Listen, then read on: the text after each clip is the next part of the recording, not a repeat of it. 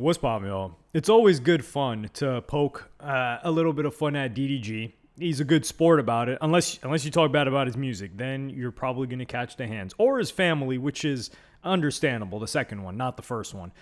However, his cameraman is the first one where everybody seems to actually be defending the cameraman. I'm looking around like, what the hell is going on? So he had a cameraman for Streamer University who got fired, and then the cameraman comes out giving a statement. We don't need a statement of your termination, but he did so. To headphones, 1 o'clock in the morning, 2 o'clock in the morning, in the middle of butt nowhere in Arkansas. In my experience being a camera operator, camera operators are like at the bottom. You know, they treat us like at the bottom. Everything is our fault. I hear from a lot of other camera operators that I was talking to, they also cramped up. Body was giving out due to dehydration. You know, they needed to have a couple minutes to themselves to recharge, you know. All in all, you know, regardless of what may occur at Streamer University, it just didn't work out between me and him. It was mutual. No hard feelings. I got a lot of love for him, and I hope it's mutual. Off-rip, what's the first thing we're hearing? Complaints, self-centeredness. Oh, we cameramen, we're giving out due to dehydration. Keep in mind, this guy's from California, Southern California, I believe. He went to Arkansas. That's where Streamer University was at. Guess who else was out there in the heat with you? The person you're recording, DDG. Every other streamer was out there. And on top of that, there were connection issues that people were having. So imagine you're a live streamer. You're here trying, like that Aisha Sophie girl. She broke down crying because like her connection kept going in and out. Now, do you believe her crying? That's not the point. It was for sure real frustration. So people, they have to entertain their audience, and the audience is saying like, yo, you're cutting out, this is lagging, and you really can't do anything about it. So they're dealing with that stress. They're also dealing with the heat. They're also walking around all day. Now you could say, well, they're not carrying a camera. Well, they're also entertaining and having to talk all day, which gets exhausting. Talking all day in the heat. And then he says, oh, cameramen are at the bottom. What do you mean by at the bottom? That's what I don't get. Like they're treated like dirt. I don't think that's the case. Like most cameramen are a meme in terms of like there's like the meme that the cameraman doesn't eat, or the meme that the cameraman doesn't talk, which the cameraman shouldn't be speaking, really. He should be invisible. It's like when you watch those shows back in the day. You're like, wait, I just realized there's a cameraman there. When like the Survivor shows or I was too young to even really remember. But you guys know what I'm talking about. Like, oh, this person's surviving in the wilderness for 2 weeks. Meanwhile, wait, he's not by himself. He's with the cameraman that's with him the whole time. But that's how good the cameraman was, that you didn't even think that, oh, wait, there's somebody holding a camera following this guy around. That's what a cameraman should be. So this guy gets fired on his first job, and then he has the nerve to give some advice to other cameramen. Some advice that I would give for camera operators really is, you know, when you think you're prepared, you can always be more prepared. If you're going to be a full-time camera operator for a talent, especially of that caliber, be prepared to treat it like the mafia. Nothing comes before the mafia. Nothing comes before the talent. Your family, your mental, physical health, your errands, what you have to do at the house, talent comes first. You'll get a phone call at 1:30 that they need you at 3 o'clock or 4 o'clock, and you are obligated to, you know, fulfill that. If you're going to be a full-time camera operator, I suggest you have a strong program that goes well with physical, having a strong relationship with God or whoever you believe with spiritually. This job can really take a toll on you, especially when you're in the middle of the limelight unintentionally. The haters and the trolls and the harassment can really get to your head, seriously. I'm grateful that, you know, I have a strong connection with God. I have a good, loving family back at home. And I have friends and colleagues that really care for me, and I care for them as well. So, you know, shout out to my family, shout out to, you know, other fellow cam operators and other friends that I have there, you know, supporting me and really checking in on me and giving me that source of hope, you know, because without them, I'd probably be. That's basically it. I just wanted to say some peace. I just wanted to speak out on it. I'm not here to disrespect people. I could easily go on a rant disrespecting a lot of people, talking and making fun. This guy can't be serious. You're talking about nothing comes before the mafia. What is this guy saying? Yes, you should be more prepared. You should always be twice as prepared as you think you should be. So yeah, if you're a cameraman, You should ideally, right? Ideally, you should have 2 cameras, multiple batteries. Like you should have enough batteries for twice or 3 times what you're going to record. There should be multiple microphones. There should never be a moment where it shouldn't be more than a couple of seconds of, okay, swap battery. That's it. That's the only thing that should be changing. Other than that, it should be smooth sailing. So yeah, there should be preparation, but this is the thing. You don't really have to pay for that because the person usually has the equipment. It depends. And the person's willing to invest in the equipment for sure, the talent, if you're good enough. Because it's for their business. So yeah, that's goes without saying. Although a lot of new cameramen, they're not thinking like, they're just like, okay, I just got a camera and a battery. They're not thinking to be as prepared as possible. And that's why the people that have been cameramen in the game for a long time, they don't get fired. They stay on the team. Like for example, like Speed's cameraman, that's a different story because like those guys kind of came up together. But you got to keep in mind, Speed was just an indoor streamer for most of his career before he started going outside. And that guy's a killer cameraman. I mean, that guy's really a beast. But DDG has had multiple cameras. He's like, oh, have a strong relationship with God. It's like, dog, what are you talking about? And this is no different from executive assistants. Like executive assistants to a CEO. Or, God, I'll give you guys a great example. There was this dude, D-Rock.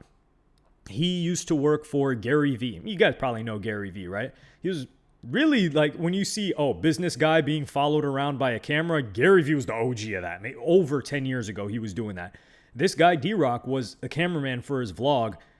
Yeah, his whole life was Gary Vee. He would wake up in the morning, follow the guy around, fly to different cities. He was doing everything that this guy wasn't even doing that. He was just first day at Arkansas. So that guy, he didn't complain. When it was time to leave, he left. And that's what's expected of you for certain roles, like executive assistants, for example. Like they're kind of on call all the time. Certain careers, it just is what it is. And you could talk about the payments and stuff like that and what the salary should be, which we'll get into a little bit later. But this guy was a bum, unfortunately, because even Cassinet would call him out. This is why it's crazy that he's giving advice. Stay right there. They can hear me? This a new cameraman.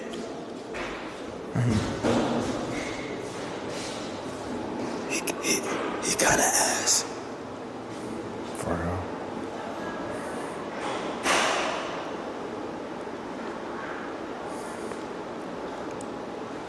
You want me to record for you? What's your name? What's your name? Pete. Say it again. Hayden? Pete. Pete? Where you from? Cal. Cali? Nah, cause I said, you cameraman? I'm like, how do we recognize you? So I'm like, let me see that back. So what's this connected to right here? What's this? Hell shit. Can I see that backpack real quick? Can you see the backpack? Can I see it? Put it on.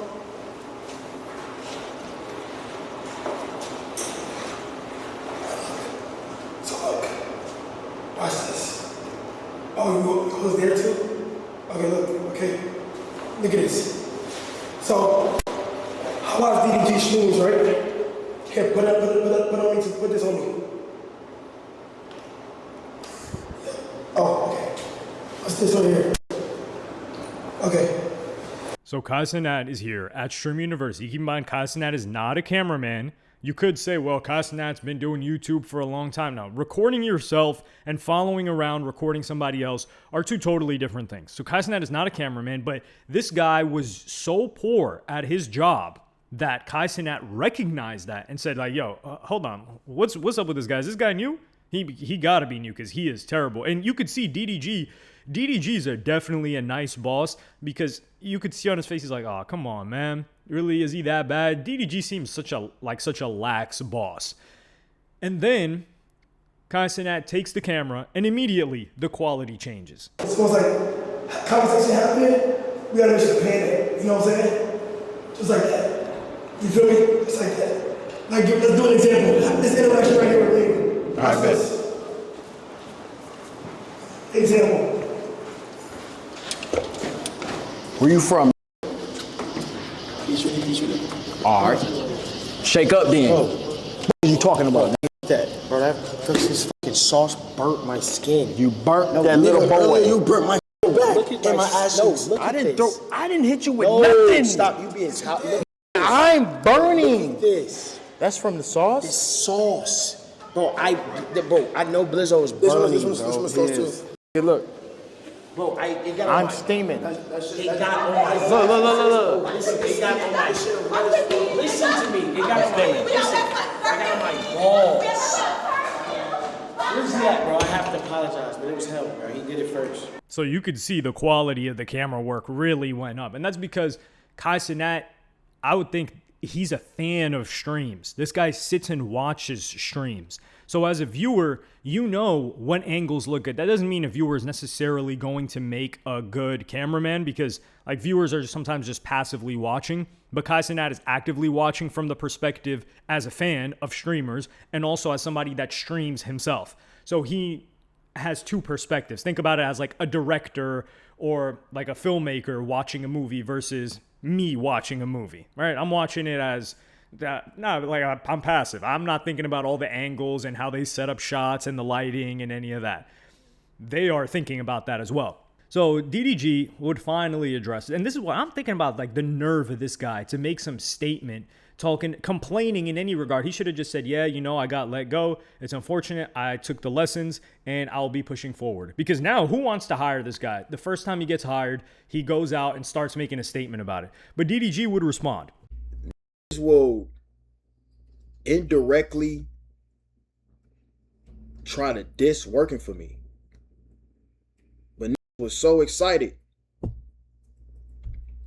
that shit be blowing me, bro. Like, you don't know how much cameraman's paid. Tell him how much he was paid at this point, bro. Like, I don't give a no. Let me put this in y'all brain. No cameraman will ever make as much money as the nigga they're filming. This is true. And I don't think that the cameramen are ever thinking that's the case. I don't think a cameraman is ever like, yeah, I'm going to be making millions doing this. No, there's for sure a salary cap or getting a percentage of the business for doing this. I don't think most cameramen are thinking like that. I do think with this guy, he was going to complain no matter what.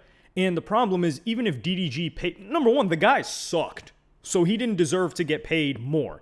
And even if DDG paid him more, he wouldn't get better at his job because he doesn't know what it takes to be good at the job.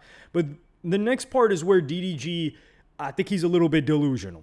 When a McDonald's, a that's working at McDonald's, Checkers, In-N-Out, when they're making them burgers, you think they think in their head, damn, bro, I don't want to make these burgers no more because the that own In-N-Out, the that worked hard is to get to this point in his life to make this much money is making more than me. It's not fair. Oh, I made 20 burgers today. I need more money. No. It's not what it is. This is how I know DDG's been rich for too long. Not only has he been rich for too long, he's been around rich people for too long. Yes, DDG, that is exactly what they're thinking. Like the person that's doing the landscaping, or the person that's at the butcher, or the person that's flipping the burgers at In-N-Out, or the person that's putting the fries in the bag. Yeah, they're thinking, yo, the owner, this guy comes here in his nice car once a week to pick up the check, and I'm out here working every day in the heat. They're not thinking, oh man, this guy worked. Well, they don't even know how the owner got to that position. He could have just been like a family business and he inherited it. But they're not thinking, yeah, he worked really hard. No, they're thinking, we're slaving away, we're putting in hours, we're putting in pain, and we're getting paid pennies and we can barely make rent. And this guy's eating and he's just coming up and collecting the check off of our labor. Like, does he not realize there's a reason why like people like Hassan are so famous? So he's completely wrong about how people think. Yes, this is exactly how they think, DDG. 100%, I promise you. Now, were they thinking like that back in the day when, like salaries matched the cost of living? I don't know. I wasn't alive back then. But currently, they definitely think like that. That's for sure. But then he would continue. So I don't like how this cameraman y'all trying to diss but it's like, y'all don't understand, bro. Like, that work for me, bro, as a cameraman, you live a beautiful life. You travel the world, you meet the coolest people in the world. Like, every that ever worked for me will tell you that. You can't say that you don't. Travel the real, see shit that you ain't even, you know what I mean? Just because you ain't getting paid a fucking $100,000 or whatever the fuck expecting, that don't mean a nigga ain't spending damn near that much. Flying across the world, putting it in nice hotels, Airbnbs, feeding it. Boy, I'm a great boss. I feed my cameraman, y'all. All this shit online where we be joking and shit, like cameraman don't eat. No, if we go to Steak 48, you think I'm gonna tell my cameraman to go to In-N-Out? No, get a Wagyu. I'm rich as hell. But I'm not finna go above and beyond paying a motherfucker just because I'm making more money. It makes no sense. This is a business. That's not how businesses work. Just because you're an individual, it doesn't mean that I don't operate like a business. You feel me? So this is a very nuanced take that I think most people aren't ready for, that DDG delivers. Like, they expect DDG to pay the cameraman an insane salary. Keep in mind, what do they expect him to pay him? $8,000 a month? $10,000 a month? That's more than well-educated people with degrees are getting at jobs. A lot of them. And this job requires no degree. Now, it does require a skill set, which some of these people don't have. And this job also has perks. So when somebody's getting into the job, you have to consider, well, what are the pros and cons of this, right? Well, the pros are you get to hang around and meet a lot of people. Yeah, granted, you're meeting them on camera. You're working. That's the thing. You're not, and DDG seems like he's a lax boss where he's partying, he's letting the cameraman party. Nah. You can't be doing that. Like, you've got to be locked in, especially if the stream is going. But there's perks, right? Like, he gets to go to nice restaurants. The person gets to see the world, which is very valuable. Like, if you think about it, a person that is getting paid more than the cameraman, maybe they get 2 to 4 weeks vacation a year, and they will need to spend the money within those 2 to 4 weeks to see the world. Whereas with DDG, they get to see the world on DDG's dime. And yes, they're working, but there are hours where they can explore places. And that's a perk of that job.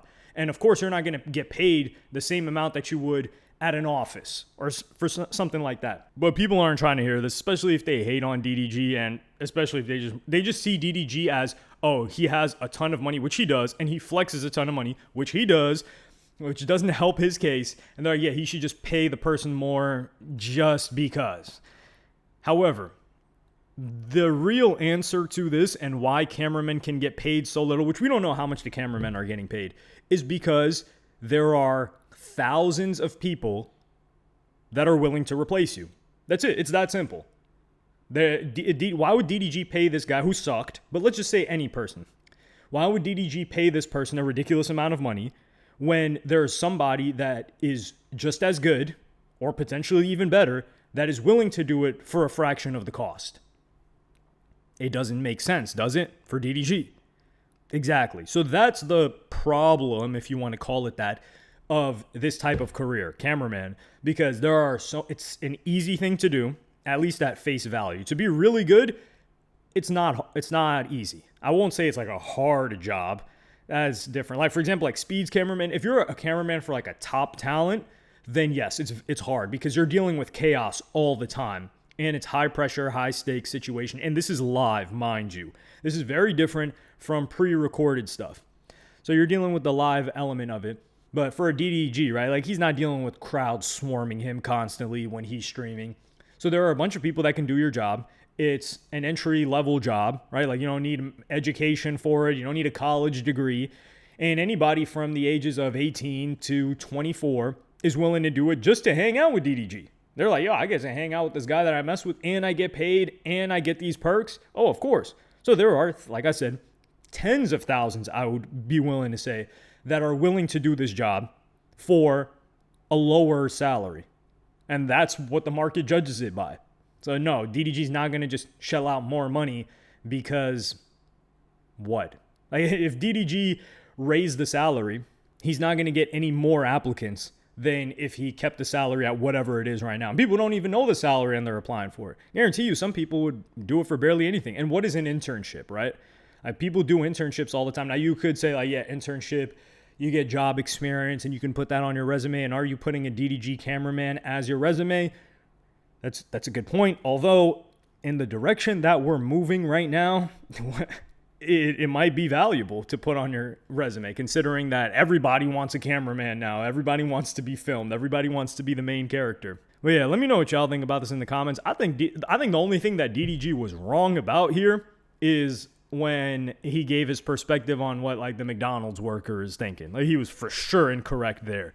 But everything else, this guy was lax as a boss. He offers a lot of perks, and this is an enticing job for many people just to live life for a little bit. Like, somebody does this for 2 years, they get to save all their, because really, where are you spending money if you're the cameraman? That's another thing. You're probably not paying rent. Like, you could let's say you live at your parents' crib, right? Like, you're like me. You live at your parents' crib. You're getting paid by DDG. I don't know how much it is. Let's just say a couple $1,000 a month at least, right? Like, this is like USA. A couple $1,000 a month. You are having your travel paid for by DDG. You're having your food paid for by DDG. And you're going and you're not paying rent. And you're having, travel. I said that already. So all of the money that you're making from DDG, you're just saving. Where are you spending it? You're not. It's kind of like when these overseas basketball players go and play basketball. They get everything covered and a salary. So they're just saving the salary the entire time. And yeah, maybe they're not getting paid an outstanding salary. Some of them, I don't know how much they're making, maybe like $30K to $50K a year or something like that. I remember I used to follow that kind of stuff many, many years ago when I was a little kid. But it's worth it for them because they get to live in a different country, they get to live a nice lifestyle, and they get to save all of their money. And they don't have to have any expenses. So there are trade-offs. And I don't think, definitely people on X are not looking at the trade-offs between different jobs. They're just like, nah, DDG got money, he can afford it. And that's as far as their thinking goes. But let me know what y'all think in the comments. Like, subscribe, and hit the notification bell if you enjoyed. And I'm going to see y'all in the next one.